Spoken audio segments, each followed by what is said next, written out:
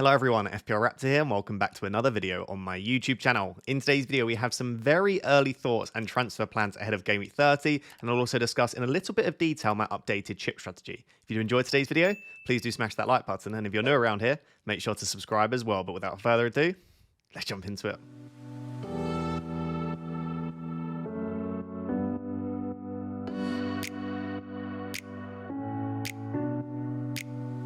So guys, before we discuss Game Week 30 and look ahead to some of the key things you should be keeping an eye out for over the next couple of weeks, let's briefly review Game Week 29 and let me know down below in the comments how many points you managed for Game Week 29, and let me know what your total points and overall rank is as well. I honestly was fearing the worst. I just didn't really think that my team was perfect, and most of the players that I owned that I was happy about, such as Cliver, Fernandez, Chris Wood, they're all quite highly owned anyway. So I just viewed it as a week where it would be very difficult to get a green arrow, but luckily I actually did pretty well. So it was 60 points all out, which is enough to just cross above 2,000 points for the season, and that puts me up at about 32k, so about a 10k green arrow. And considering that I'm planning the wildcard soon, I've got the free hit and bench boost still to use, I'm so happy with where we're at right now, and I would have honestly taken a small red going into Game Week 29. The 4 transfers that I made going into Game Week 29 were to bring in Nico Williams, who blanked, Justin Cliver, also for Dango, both of them blanked, so that wasn't a massive issue. But then the other 2 transfers was to bring in Bruno Fernandes and Erling Haaland as well. And obviously the top scoring player in Game Week 29 was Bruno Fernandes, with his goal and 2 assists. The second assist was potentially not an assist, but overall it was only an extra 3 points because he would have been on full bonus with the goal and assist anyway. So 3 points, obviously you're very upset if it went against you, but at the end of the day, it was still a really good performance from him, and he deserved those returns. He has been playing at such an incredibly high level recently, and what surprises me and a lot of other people, he's doing a lot of his best work from deep, and often we'll watch United and say, we don't want Bruno Fernandes because he's playing deep. He almost feels more threatening playing deep, dictating play, and then arriving late in the box. That's where a lot of his goals have been coming from, and his assists is from that deeper number 8 role. So I just think he's so integral to what Manchester United do, being on penalties, being on set pieces. He's a great striker of the ball as well. Once again, it's another goal from outside the box, or another goal that he struck incredibly well. So yeah, I love Bruno Fernandes. As a United fan, it was nice to get the 3 points and to get the big haul. Maybe a slight element of luck there. And talking of luck, Erling Haaland was rubbish once again. And I don't even necessarily think it's Erling Haaland. I think it's Man City. I got very lucky with the penalty. That is now in 2 consecutive weeks, I've had 0 open play goals from my captain, but still come away with 3 goals in total, right? We had the brace of penalties from Mohamed Salah, and then we've had another penalty for Erling Haaland here. So it's just very fortunate. It does go to show why generally you should captain penalty takers, but whether or not you get the penalty, there's always some luck involved. Speaking of luck, the only real rank threat for me this week, or at least the biggest rank threat, was Cole Palmer. I took a risk in selling Cole Palmer. I got incredibly lucky that he didn't turn up, and apparently he's going for a scan on Monday to assess the extent of the damage to, I think it's his hamstring. So that was incredibly lucky from an FPL perspective that my main rank threat didn't even turn up. So yeah, it was largely a lucky week. Outside of that, Robinson clean sheet, wasn't expecting it, but we know how good Fulham are. Spurs played on the Thursday. There was always a chance that Spurs would struggle there. 7 points is nice. Gabriel 5-pointer. Arsenal are just such an elite defence. They really just stifle anyone they play against. I will definitely be looking at a double up for the Arsenal defence again very, very soon. And Burmo picking up the assist was nice. Chris would blank him, but he was a rank threat against me anyway because so many people captained and everyone owned. So I actually didn't mind the blank. All in all, generally a really good week. I even got a point from Vandenberg, which was really nice as well. So yeah, delighted that Game Week 29 went as well as it did. That 60 points all out. Was not expecting it to go that well, but we take the green arrow. Now we move on to Game Week 30, which actually isn't for a couple of weeks. So if you watch a lot of my content and you've been very up to date with kind of chip strategy and blanks and doubles, you might know a lot of this already, but I thought it would be worth reminding people and explaining why the next couple of weeks is quite important. And also, this is probably my final upload now until the 1st of April. This might be my final upload on this channel in March because, again, a lot of what's going to happen over the next couple of weeks will dictate what happens for the rest of the season in terms of blanks and doubles. And as you will know by now if you've been watching the content, I am planning a wildcard in 31, as I'll discuss it in a little bit more detail in a second. And so if I'm planning to wildcard in 31, I've only got Game Week 30 to think about, and I can't really think about 31 and beyond much more at the moment because we need to wait for the FA Cup games. So as a result, we've basically got a couple of weeks off from FPL. So in terms of what's happening right now, we've just had Game Week 29, obviously. We've now got an international break. So it's a standard international break from the 17th. I think the final game is the 26th or 27th of March. So a lot of players playing in that. After the international break, which can, of course, cause chaos in and of itself due to things like injuries and also fatigue in terms of travel, we've then got the weekend after the international break, when we'd normally go back to having Premier League football. We've actually got the FA Cup quarter-final games, which are played on the Saturday and Sunday. So that is actually my birthday, Saturday the 29th of March. And then on the Sunday, we will have the draw for the semi-finals. Why is this important? The reason this is important, if I switch graphic very briefly, is the teams that progress to the semi-finals of the FA Cup will blank in Game Week 34, or will at least not be able to play their normal Premier League fixture on the weekend of Game Week 34, because the semi-finals are played on that same weekend. Therefore, provisionally, that would cause a blank for the teams that progress to the semi-final and whichever team they're playing against in Game Week 34. So in terms of the favourites at the moment, Villa are the favourites to beat Preston. City are just about the favourites to beat Bournemouth. Brighton are the favourites to beat Forest because they're playing at home and also playing very well.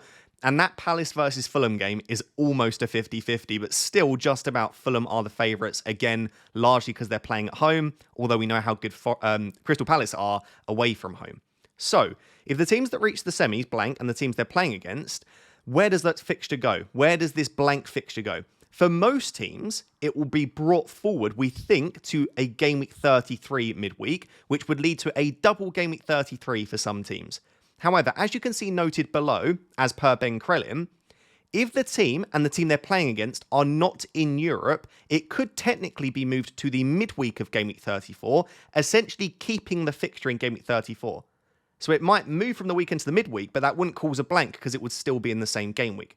Also, in some circumstances, for example, if Nottingham Forest were to reach the semi-finals, Nottingham Forest versus Brentford could technically move to something like Game Week 35. So, essentially, we don't know exactly, even after the FA Cup quarter-final games have happened, whether the games from Game Week 34 will stay in 34, move to something like 35 or 36, or be brought forward to Game Week 33. Hopefully that makes sense. So if I now go back to this graphic, what this is essentially saying is just before the Game Week 30 deadline, which is Tuesday the 1st of April, we will know which teams have reached the semi-finals and therefore which teams will be blanking, essentially cannot play their fixture on the weekend of Game Week 34.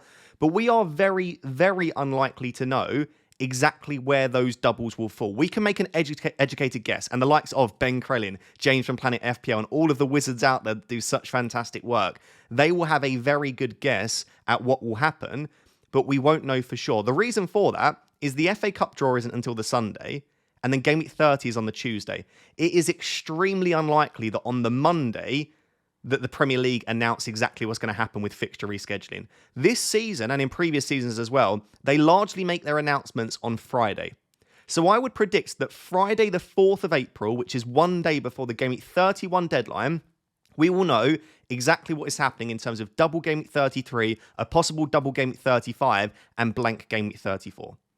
So you could technically wildcard in 30 and make a very educated guess about exactly what the fixture schedule will look like, but you won't know for sure most likely until Game Week 31.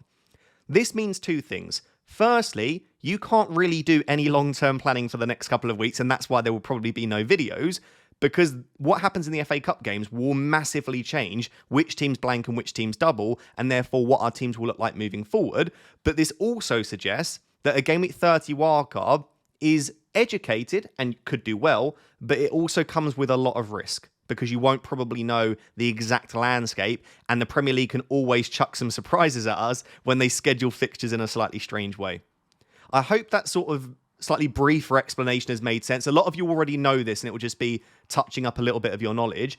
If you sort of zoned out there and you're still a bit confused, basically have a nice 2-week break. Nothing's going to happen for the next 2 weeks that will massively change, but keep an eye on those FA Cup games, and then also keep an eye on my YouTube channel and also my social media, and I will explain exactly what that means for us moving forward.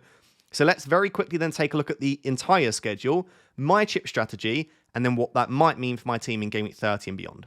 So you would have seen this graphic already, and this is not meant to be a chip strategy style video, so I don't want to only focus on that. But what that essentially would look like for the remainder of the season, if the games fall exactly how the wonderful James from Planet FPL was predicted, and he himself will want to caveat that it will never fall exactly as we predict, because we can't predict what will happen in every FA Cup quarter-final game, but also how that will affect what the Premier League do in terms of rescheduling. So it will not fall in this exact way, but just give you a bit of an idea about the general outlook for the remainder of the season. We've just had blank game week 29, which we already know that has now happened. The next double is in game week 32 for Crystal Palace and for Newcastle. So if you wildcard in 30 or 31, you can immediately load up on those two teams there because that is the nearest double in front of us.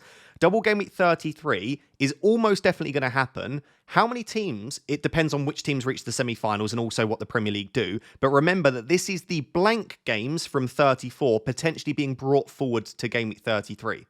The teams that are almost definitely going to double in game week 33 are Aston Villa and Manchester City, assuming that one of them progresses in the FA Cup quarterfinals. And of course, Aston Villa faces Plymouth. So that should be a game that you would expect, although we've seen that they're not a bad team by any means. That's a game that you would expect Villa to win. So what that basically means is we're almost definitely going to have a double in 33 for, I guess it could technically be only two teams, Aston Villa and Manchester City, and then potentially some more. So at the moment, James from Planet FPL has predicted Aston Villa, Brighton, Fulham, West Ham, City, and Southampton. Those teams would double in 33, and then those same teams could potentially then be blanking in game week 34 if they have the double. The reason that I focus on this and don't stress too much about the teams that we're predicting here is essentially we are going to have a double in 33, and the teams that double in 33 are going to be the teams that blank in 34. That's incredibly difficult to deal with without a free hit or a wildcard. That's why a lot of us didn't play the free hit in 29, because if you want to load up on Aston Villa and Man City, for example, for double game week 33, but then they blank in 34, and let's say you want 6 from them for 33, well, then you're going to have immediately at least 6 players blanking in 34. The very obvious answer to that then is to play the free hit in game week 33 or the free hit in game week 34, or potentially the wild card in game week 34. So basically you have some fun, attack double game week 33, and then wild card out of that in 34. If you've got neither chip left and you're thinking, oh, I didn't think about this is a bit worrying, you can still deal with it. You just have to sort of not commit too much to either game week. Like, you don't go all in on the doubles, but you don't also neglect the doubles. You sort of semi go in maybe like a couple from City, a couple from Villa, then maybe take a small hit in 34, and you basically cover the blanks and the doubles together. But 33 and 34 is the thing that we're waiting for. This is why we need to see the FA Cup quarter-final results, and we also need to see when the Premier League decide to rearrange these games. Obviously, if there are any surprises in the FA Cup, then this all goes up in the air. There is also the potential for game week 36 double, which will be caused by a game week 37 blank. This requires Aston Villa to reach the FA Cup final, and it also requires Spurs to at least reach the semi-final of the Europa League. If both of those things happen, they could provisionally announce a blank in 37 and therefore a double in 36, and potentially, I think Man City or Bournemouth would then need to reach the FA Cup final for this to happen, but they could also then, just in terms of fairness, announce a blank for City and Bournemouth in 37 and move that to double game at 36. Like I said, there is also the potential for like a double for Forest against Brentford. So Forest and Brentford would both double in 35 if Forest reach the semi-finals and they beat Brighton in the quarterfinals. We don't know. And that's what I'm trying to show here, is that have a nice 2 weeks off, but also the risks associated even with wildcarding in 30, because we're not going to have all of the information until 31. But in terms of what you actually need to know now, as a double in 32 for Palace and Newcastle, we are almost definitely going to have at least a small double and small blank in 33, 34. And there is, I'll put it about a 20% chance right now that there's going to be a double in 36 and a blank in 37 as well. So with that landscape in mind, let's take a quick look at chip strategy and then finally, my team and my transfer plans. So then in terms of my chip strategy, it should largely make sense now, but I am planning to wildcard in 31 because that is the moment that I will have the most information available to me, I think. On the chance that we don't have the information by 31, which would be very surprising, and actually they don't announce it until the week after Game Week 31, there is a chance that I still then do delay my wildcard until Game Week 32. I really do want to get the information before I wildcard, though, because otherwise we are playing a guessing game, and you can, with guessing games, get them very wrong. I would like to have all of the information available at my disposal. So that is the plan to wildcard in 31. So for my two strategies, I don't have the triple captain and I don't have the assistant manager. So for me, I'm just focusing on, largely for me, the first thing I need to think about, if I'm wildcarding in 31, is where does that free hit go? Once I've worked out where the free hit is best placed, I will then use the bench boost around it. Because the free hit is so much more powerful and useful than the bench boost, I would much rather focus on where's the wildcard going, where's the free hit going, and then as a final thought, where does the bench boost go? So as I just said, the free hit is going to be useful to deal with double game week 33 and blank game week 34. So I will be playing my free hit almost definitely in either the double or the blank. Whether I play it in the double or the blank depends on what happens in the FA Cup game. So I've put some examples here of what might change my opinion on this. If Palace beat Fulham, I think free hit 34 looks a little bit better, as both Arsenal and Palace would double in 33 and blank in 34. So if you loaded up on Palace assets, they would double in 32 and double in 33. Arsenal have good fixtures across this spell and they're great assets anyway. So what you would essentially do on wildcard 31 is have 6 players from Palace and Arsenal that would serve you very well in double game week 32, and it would also serve you very well in double game week 33. We think anyway, if the games go the way we think and the rescheduling. And therefore, you would then have obviously quite a few players that are blanking in game week 34 and you free hit in that week. If the flip happens, which is Fulham beat Palace, which at the moment is the most likely outcome according to the bookies, free hit 33 looks better for me, because what you could then essentially do on a wildcard in 31 is have 3 Palace and 3 Newcastle, right, on your game week 31 wildcard. They both double in 32, Palace and Newcastle, and they'd both have a fixture in the blank game week in game week 34. Of course, the fixture for Palace would be Arsenal, so you don't really want to start 3 Palace in the blank game week, but you would immediately have 6 players for double 32 and 6 players for blank 34. In that case, though, those 6 players from Palace and Newcastle wouldn't double in 33. So that would then lend me towards thinking, well, I'd rather free hit in game week 33. So hopefully you can see just that one game alone might be, I think that is the main game that will decide my chip strategy in terms of where I play the free hit. Other things to consider, like I said, if Forest beat Brighton, it could be that Forest and Brentford double in 35. If that's the case, I might be looking more so, again, on my 31 wildcard, maybe having a couple of Forest and Brentford in place ready for that double, because I won't have a wildcard to bring them in.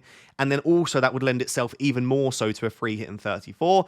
And again, if either Villa or Man City progress to the semi-finals of the FA Cup, then a double looks so likely for them in game week 33 that I'd probably going to want to have 3 City and 3 Villa. However, it might be that I have no City, no Villa, and then, again, free hit in double game week 33 instead.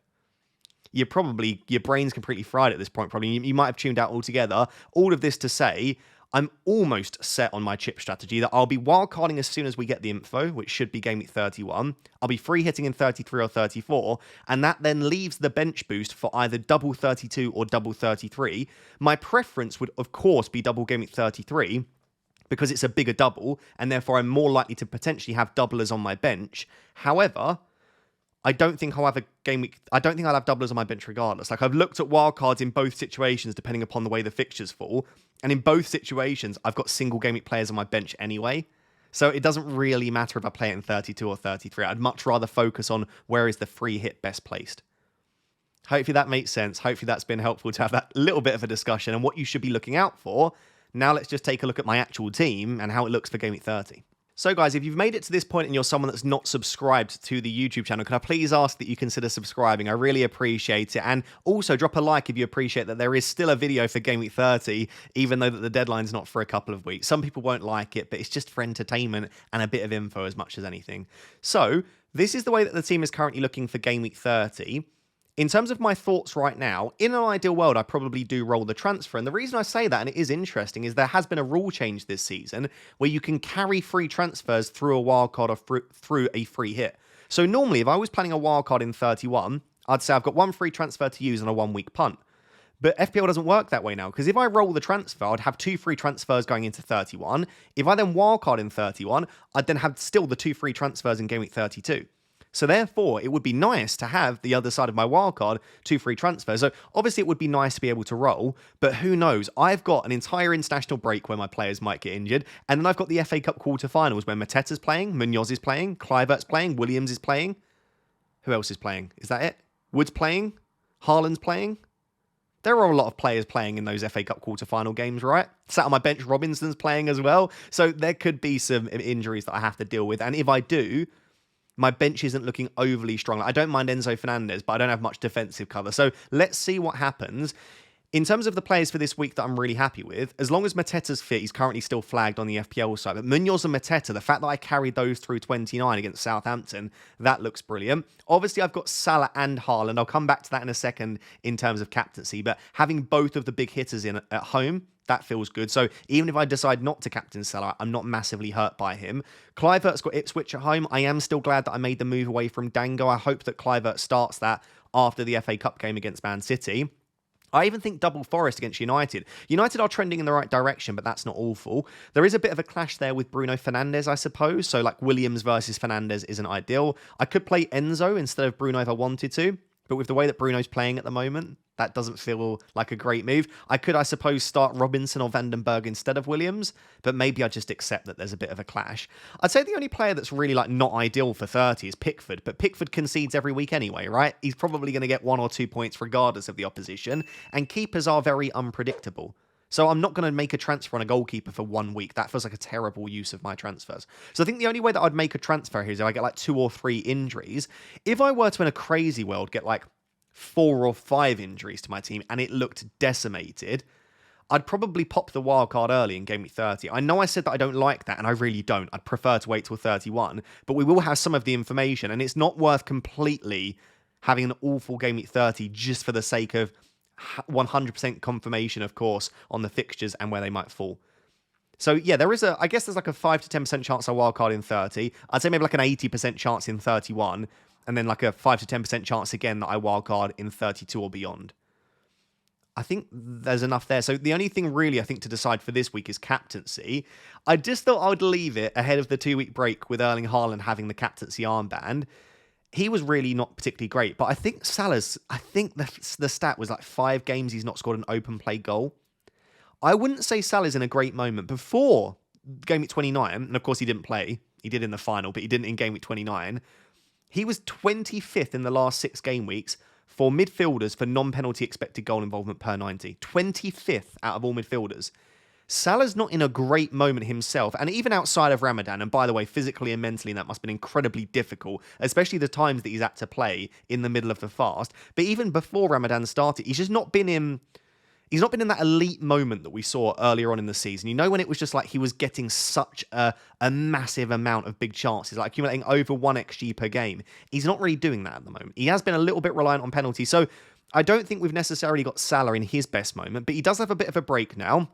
By the time Game Week 30 comes around, it is after Ramadan too, so he won't have that element weighing him down slightly in terms of physically and mentally. So potentially there could be an opportunity to captain a very, very rested and happy Mohamed Salah. But I just think that Leicester absolutely stink. Like, they really are not a particularly good team.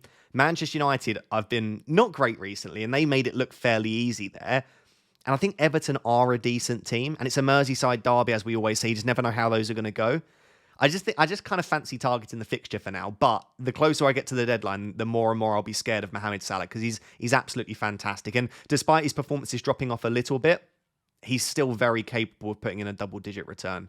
I just think because I own him, it's not the massive risk. Because if Salah goes and gets 15, 20 points, I still get 15 or 20 points from him. I just don't get that times 2. So I feel like it's less of a risk than captaining Haaland. Let me know what you think if you own Haaland, especially for those of you that own Haaland and Salah. Obviously, if you've only owned Haaland, let's say you sold Salah to get him, then I would say for you probably have no choice, right? You're going to captain Erling Haaland this week. That was the plan for you. But for those of us that have both, I think it is slightly trickier. So I guess I'll leave it there. The 2 big omissions in my team are the 2 players that I sold in Game Week 29. So I don't have Palmer, who has Spurs at home if he's fit and the injury isn't serious, or at least enough to keep him out for 30. We know what Palmer can do against Spurs in consecutive seasons. He's shown that. And also, Isak looked so good in that final against Liverpool, and he's got Brentford at home. So I am missing 2 of the key players, but in their places, I've got Salah and Haaland. I've got Mateta, who I decided to keep instead of keeping Isak, because he, of course, then funded Bruno. So even if Isak and Palmer go massive, I feel like it was justified selling them, because I've managed to keep a hold of Haaland, and a hold of Salah, and Fernandes and Haaland did so well in 29. Loads of rambling to basically say, let's have a nice 2-week break, essentially. But hopefully that has been a helpful video in terms of what I'm thinking about moving forward, what my plans are as well, especially around chips and some of the info we need to wait for. And for 30, the team is currently well set up, but let's wait for what chaos brings over the next couple of weeks. So guys, there you have it. Those are my early thoughts and transfer plans ahead of Game Week 30. Hopefully you have enjoyed. And if you have, please do smash that like button. Let's try and aim for like 1,500 likes on this video. I will see you in a couple of weeks. I'll miss you all very much, but hopefully you enjoy the break. Do something useful with the time that we're not spending on FPL. Spend some time with your family. Make sure that you stay healthy, fit, and active. And yeah, I'll see you in a couple of weeks. Thank you very much. Bye-bye.